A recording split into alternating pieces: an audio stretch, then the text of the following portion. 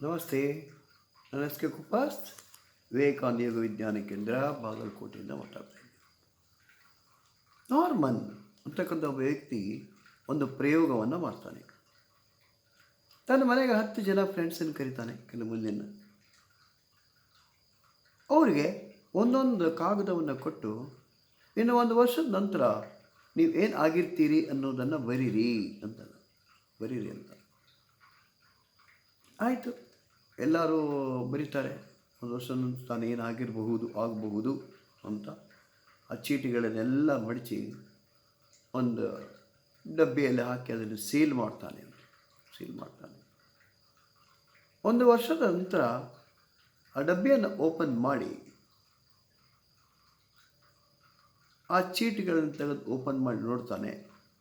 So ಒಬ್ಬೊಬ್ಬ ವ್ಯಕ್ತಿ ಏನೇನು ಬರೆದಿದ್ದಾನೆ, ಈಗ ಅವನ ಪರಿಸ್ಥಿತಿ ಏನು ಅಂತ. ಸೊ ಒಬ್ಬ ವ್ಯಕ್ತಿ ಬರೆದಿದ್ದಾನೆ, 1 ವರ್ಷದ ನಂತರ ಮುಂದಿನ ವರ್ಷದ ಹೊತ್ತಿಗೆ ನಾನು ದಿವಾಳಿ ಆಗಿರುತ್ತೇನೆ ಅಂತ ಬರೆದಿದ್ದ. ಈಗ ಅವನ ಪರಿಸ್ಥಿತಿ ಹಾಗೆ ಆಗಿದೆ. ಇನ್ನೊಬ್ಬ ವ್ಯಕ್ತಿ ಬರ್ತಾನೆ, ಸೊ ನಂದು ಕರ್ಕಾಟಕ ರಾಶಿ ಇದು ಒಳ್ಳೆಯದಲ್ಲ, ಈ ವರ್ಷ ಚೆನ್ನಾಗಿರುವುದಿಲ್ಲ, ನಾನು ಬಯಸಿದ್ದು ಕೈಗೂಡುವುದಿಲ್ಲ ಅಂತ. ಅವನ ಪರಿಸ್ಥಿತಿ ಹಾಗೆ ಆಗಿರುತ್ತೆ.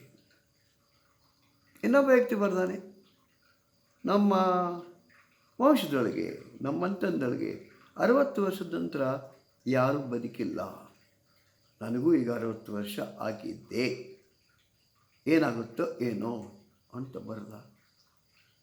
ಸೊ ಅವನ ಪರಿಸ್ಥಿತಿ, ಅವನಿಗೆ ಮೆಸೇಜ್ ಕರೆಕ್ಟ್ ಕಳಿಸಿದಾಗ ಅವನು ಮರಣ ಹೊಂದಿದ್ದಾನೆ ಅಂತ ಬಂದುಬಿಡುತ್ತೆ.